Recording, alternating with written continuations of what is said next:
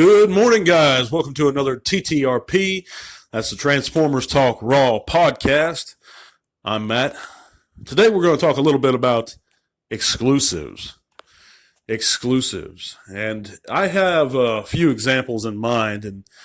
But anyway, as far as exclusives go and how they affect the Transformers fandom, the collecting community, and really what the effect is. And I think we all know that, at least in my opinion, I strongly believe that exclusives encourage scalping.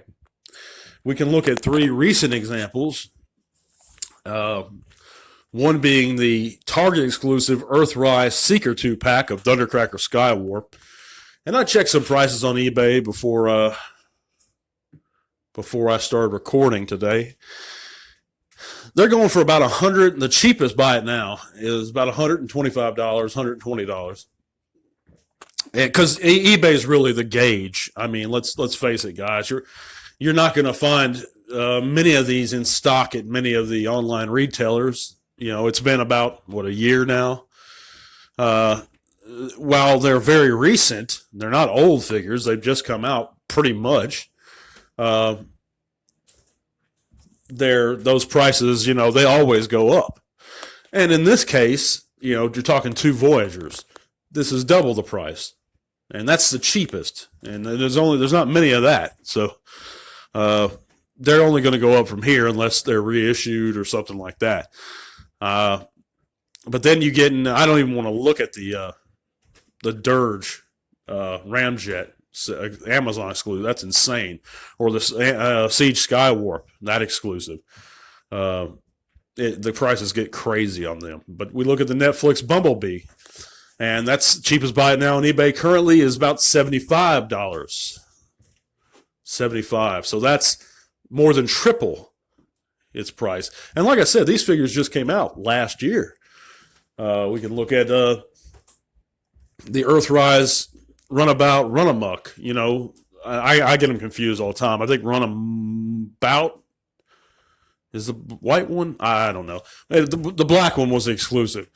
The prices on that, they're pretty crazy. I haven't actually checked that price lately, but the last I did, it was going for a good bit. You're talking $80, $90.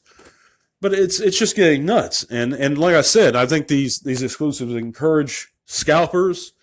It's not a good practice. Let's look at G1, okay? And people say, well, there wasn't scalping going on. There was. It just really wasn't reported on. We've all heard stories about parents buying up the last Optimus Primes or guys or people buying up last Cabbage Patch dolls just to resell them on the street corner for hire. I believe scalping did go on back then. We know that people scalped tickets back then. Scalping as a practice existed in the 80s. And they would scalp anything. It wasn't by and large, like I said, it wasn't reported on. And a lot of times people may have not done it for strict profit purposes. They may have just been doing it to, well, nah, I'll take that back. I guess it would have had to always been for profit, but that was stupid. Sorry, guys. But, just thinking about it, it's a practice that's not really new, scalping in general. And I strongly feel like it just wasn't reported on as much because we have the advent of the internet, of course, and cell phones and things like that. But now we can catch the scalper red-handed, in the middle of the store just flipping out her phone.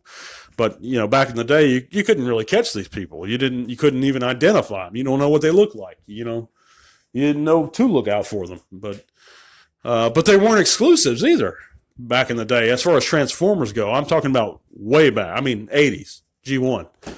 You could find a Prowl at Eckerd, an old drugstore, as quickly as you could at Montgomery Ward. And it's, I don't know if you guys know what Montgomery Ward was. It was kind of like an old, it was kind of like Sears or something back in the day. But I got a few Transformers from there. I think I got some of the aerial bots. But anyhow, it's a practice that's not new. So we have to ask ourselves the question, and it's not good for the hobby, scalping. And we know that exclusives are only going to encourage scalping. So we have to ask ourselves a question: how can we fight scalping? Because it's just, and I think that's an important question to ask. And I think they're tied together, exclusives and that. I don't think what does it do for us? That's another thing we have to ask. What do exclusives bring us, the hobby? It's something meant to generate more revenue for individual retailers. Okay, I get that, but don't they get enough revenue? Aren't we going to buy TFs anyway?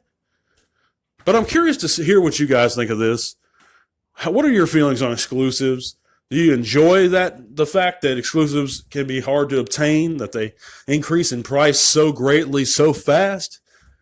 Or are you adamantly opposed to them like I am? And I really am, guys. But if you like what you're hearing, give me a thumbs up. If you don't like it, that's fine. Give me a thumbs down. But let me know why in the comment section. And if you're not subscribed and you enjoy it, hit that subscribe button. Turn on notifications. We come out with new content almost every day. Thank you guys so much for listening. Tell everyone I'll be back soon.